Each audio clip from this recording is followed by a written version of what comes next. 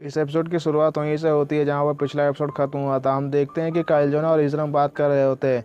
इज़राम गुस्से में चिल्लाते हुए काइलजोना से कहता है, यह काम करना मेरे लिए बहुत अपमानजनक है कि एक छोटे से गांव को संभालने के लिए मुझे यहाँ पर खुद व्यक्तिगत रूप से आना पड़ा।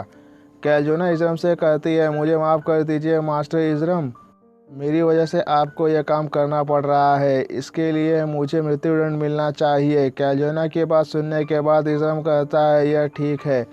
मनुष्य मेरे लिए किसी बेकार कचरे की तरह है। इन बेकार इंसानों को मारने से मुझे अमर योग्यता प्राप्त नहीं होगी।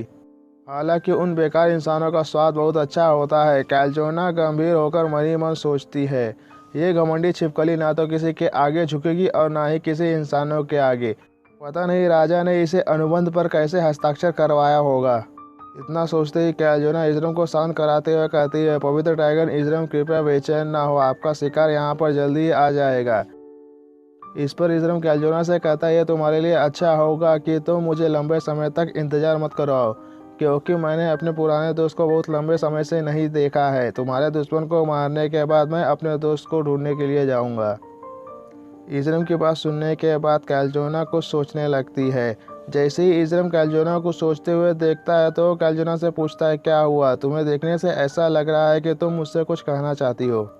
कैल्चोना इज़राम से कहती है, मास्टर इज़राम, मैंने लॉर्ड आइवस से संबंधित एक अफवाह सुनी है, लेकिन मुझे नहीं पता यह अफवाह सच है नहीं। कैल्चोना की बात सुनने के बाद इज़राम कैल्चोना से कहता है, मुझे उस अफवाह के बारे में जल्द से जल्द बताओ। इस पर कैल्चोना थोड़ा घबराते हुए इज़राम से कहती है, मैंने सुना है कि बहुत साल पहले लॉर्ड आइवस रूलर ऑफ राइट के हाथों मारे गए थे। कैल्चोना की बात सुनने के बाद इज़राम गुस्से में गुर्राते हुए चिल्लाकर कैल्चोना से कहता है, बकवास करना बंद करो। डीमन रेस आइवस के दुश्मन कैसे हो सकते हैं, जबकि आइवस का अंधेरे के जीवों पर पूरा नियंत्रण है। केवल एक रूलर ऑफ राइट के लिए आइवस को मारना कैसे संभव हो सकता है? इज़राम को इतना गुस्से में देखकर कैल्चोना इज़राम को शांत कराते हुए कहती है, कृपया करके गुस्सा न हो, यह केवल एक अफवाह थी कि द होली सी ने पवित्र ड्रैगन आइवस को लूसीफर 3 डीमन किंग से लड़ने के लिए भेजा था, लेकिन वो डीमन आइलैंड से कभी भी वापस ही नहीं आया। कैल्चोना की बात सुनने के बाद इज़राम एक बार तो सोच में ही पड़ जाता है कि क्या सच में मेरा दोस्त मारा गया है। इतना सोचते ही इज़राम जमीन पर गुस्से में एक जोरदार मुक्का मारते हुए कहता है, नहीं, ये नहीं हो सकता। इज़राम के जोरदार मुक्के की वजह से आसपास की सभी चीज़ें तबाह हो जाती हैं। इज़राम के मुक्के के प्रभाव की वजह से कैल्चोना की भी जान जाने वाली होती है कि तभी समय रहते ही कैल्चोना अपने मैजिक शील्ड को एक्टिवेट कर देती है। तभी इज़राम शांत होते हुए कहता है, इसे भूल जाओ। जैसे ही तुम्हारा वो दुश्मन यहाँ पर आ जाता है वैसे ही मैं उसे मार दूंगा और इस मामले की जांच खुद करने के लिए जाऊंगा। मैं देखना चाहता हूँ कि वो डीमन किंग क्या कर सकता है। इज़राम की बातों को सुनने के बाद कैल्चोना इज़राम से कहती है, इज़राम सामा, वो लोग लगभग यहाँ पहुँच ही चुके हैं, अब बस हमें उन लोगों को खुद को दिखाने का इंतज़ार करना होगा। इतना कहते ही कैल्चोना के चेहरे पर एक शैतानी मुस्कुराहट आ जाती है। वहीं दूसरी तरफ मर्लिन और एलिस गांव पहुंच गए होते हैं। उस गांव में बहुत तेज बर्फबारी हो रही होती है। एलिस चारों तरफ देखते हुए कहती है, ये बर्फ का पहाड़ यहाँ से भी बहुत बड़ा दिखाई दे रहा है। फिर मर्लिन एलिस से कहता है, हम दोनों बस यहाँ पर मेहमान हैं। तभी मर्लिन और एलिस के पास एक लड़की आती है और मर्लिन और एलिस से कहती है, क्या आप दोनों मिस्टर मर्लिन लूसीफर और मिस एलिस क्लाउडिया हैं? उस लड़की की बात सुनने के बाद एलिस उस लड़की की तरफ देखते हुए कहती है, क्या तुम हमें जानती हो? इस पर वो लड़की एलिस से कहती है, मेरा नाम साइमन एनी है और मैं वही हूँ जिसने आप लोगों को ड्रैगन को हराने में मदद करने के लिए बुलाया है।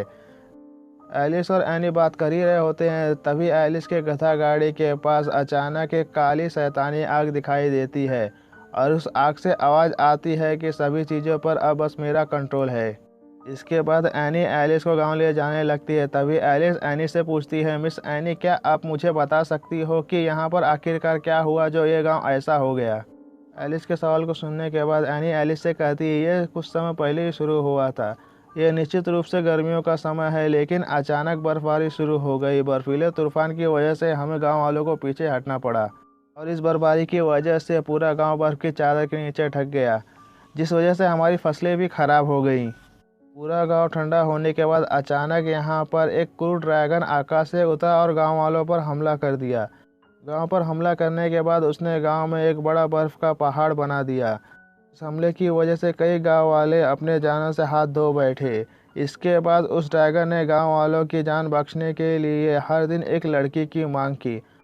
अगर हम उसे लड़कियां देने के लिए तैयार नहीं होते तो वो पूरा गांव ही नष्ट कर देता। इसके बाद ये एपिसोड यहीं पर ख़त्म हो जाता है। अगर आपको हमारा वीडियो पसंद आया तो हमारे वीडियो को लाइक कीजिए और हमारे चैनल को सब्सक्राइब कीजिए। अगर ये वीडियो आप फेसबुक पे देख रहे हो तो हमारे फेसबुक पेज को भी लाइक कीजिए। Thank you for watching.